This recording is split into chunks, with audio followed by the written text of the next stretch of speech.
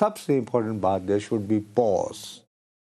تو صاحب کرکٹ میں نا، ٹیسٹ کرکٹ میں خاص طور پہ اگر کیچ ڈراپ ہو جائے آپ سے یا رن آؤٹ مس ہو جائے اور 2 دفعہ ہو جائے 3 دفعہ ہو جائے تو پھر آپ کو انتظار کرنا پڑتا ہے اس پلیئر کی سینچری کا. آپ سے وہی عرض کر اب عمران خان نہیں، آپ اس پر آ نہیں رہے نا جس نقطے پہ میں لانا چاہتا ہوں. جی مجھے لگتا ہے، میری سکس سینس یہ کہتی ہے، جو میری ناقص سمجھ بوجھ ہے، کہ اب کی بار عمران خان صاحب کو ایک لمبا پاز لینا پڑے گا، ناٹ چھوٹا پاز. یار کیونکہ دوسری جانب مجبوری کوئی نہیں ہے نا سر. بھیا میں لمبے اور چھوٹے کی تو بات نہیں کر رہا ہوں، لیکن آپ بھی میرے ساتھ اس بات پہ تو اگری کر رہے ہیں نا کہ ایک پاز لینا پڑے گا. اب پاز لینے کے بعد کیا ہو سکتا ہے؟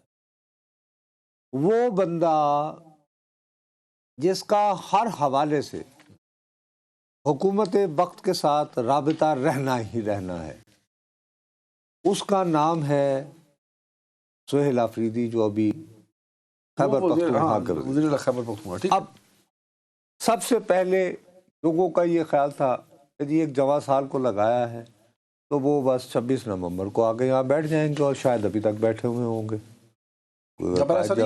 ایسا نہیں ہوا. اب دوسرا یہ تھا کہ یہ صاحب جو ہیں یہ غالباً اپنے صوبے میں جو ہے لوگوں کو اس بات پر بھڑکائیں گے کہ جی یہ 2 نمبری ہے، دہشت گردی نام کی کوئی چیز نہیں ہے، یہ تو خود ہی کرواتے ہیں، اور یہ وہ فلان مارکس ٹائپ کا بھی ایک ہے نا ایک پرسپشن چلایا گیا تھا. ٹھیک ہے، اس کے بارے میں اب انہی صاحب نے کل جو ہے وہ خیبر پختونخوا پولیس کو بلٹ پروف گاڑیاں دی ہیں، جدید سیکورٹی آلات دیے ہیں، اس کے بعد ڈرون کیمرے، anti drone guns, anti drone systems, thermal کیمرے، تھرمل ویپن سائز، thermal binoculars, jammers, bullet proof وغیرہ وغیرہ وغیرہ وغیرہ، یعنی ایک لمبی تفصیل. انہوں نے ایف سی، فوج اور پولیس کی جو قربانی ان کو اس کے بعد پیش کیا.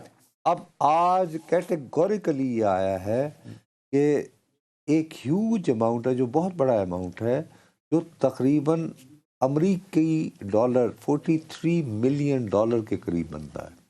اس کی گرانٹ دی انہوں نے، وہ counter terrorism department, counter terrorism which is big number. ٹھیک ہے نا. اب ظاہر ہے کہ اس نئے تمام کو استعمال کرنے کے لیے، آلات کو خریدنے کے لیے، ان کی چناؤ کے لیے، اس کے بعد ان کی تربیت کے لیے، ان کی تو مختلف مرحلوں میں انٹریکشن ہوگا نا نیشنل سیکورٹی اداروں کے ساتھ، کہ نہیں ہوگا؟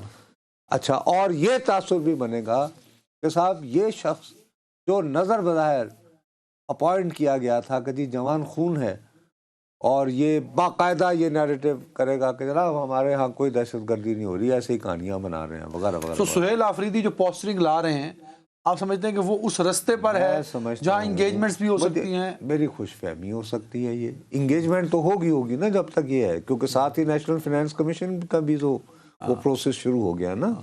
بابو اب دسمبر ہے، جنوری کے بعد سے آپ کو یہ طے کرنا ہے 2 یا 3 مہینوں میں کہ آپ نے جو ہے وہ کس نوعیت کا بجٹ سہیل بنانا آفریدی صاحب اب جس پوزیشن پر پہنچ چکے ہیں، ان کے پاس بھی آمین کے علاوہ تو کوئی آپشن نہیں ہے. پھر وہی بات ہے نا، یہ اس طرح کے لفظ استعمال کر آپ جیسے لوگ جو ہے نا بھڑکاتے ہیں. وہ کیسے؟ آمین جی سر آپ فرمائیے، ایسی بات نہیں ہے بھائی. آپ پولیٹیکل آپ بات کر رہے ہیں نا. دیکھیں ایک بات تو آپ مانیں نا یار خدا کے لیے، مطلب یہ کہ آپ نے دیکھا، یاد ہے آپ کتنے دھڑلے سے یہ پریس کانفرنس کے بعد میں نے کہا یار وہ جو پریس کانفرنس ہے اس کے اندر ہی 12 سوال کیا گیا کہ جی واٹ نیکسٹ. تو انہوں نے کہا کہ جی ہمارا جو غصہ تھا وہ تو ہم نے پبلکلی رکھ دیا ہے، اب یہ حکومت کا کام ہے. وہ بھی سن لیجئے کہ وہ کر لیں. رانا ثناء اللہ صاحب جی وہ کہہ رہے ہیں کہ پاکستان بہت تحریک انصاف بہت تیزی کی طرف اپنے انجام کی طرف بڑھ رہی ہے. ان کے حالیہ ٹویٹس اور بہنوں کے بیانات نے جو کچھ ڈیولپ کیا، اس کے بعد بہت جلد پاکستان تحریک انصاف اور اڈیالہ تحریک انصاف بنتے دیکھ رہا ہوں. یہ رانا ثناء اللہ جیسا زیرک سیاستدان کہہ رہا ہے. یہی زیرک سیاستدان جو ہے نا، دیکھو نا ان کا پرابلم یہ ہوتا ہے کہ رانا صاحب ہی نے 3-4 دن پہلے یہ بات کہی تھی نا کہیں کہ اگر یہ ہم سے باقاعدہ استدعا کریں، یعنی گورنمنٹ سے ایز تحریک انصاف، تو ہم کوشش کر سکتے ہیں کہ جی ملاقات ہو جائے. ہوئی نا بات.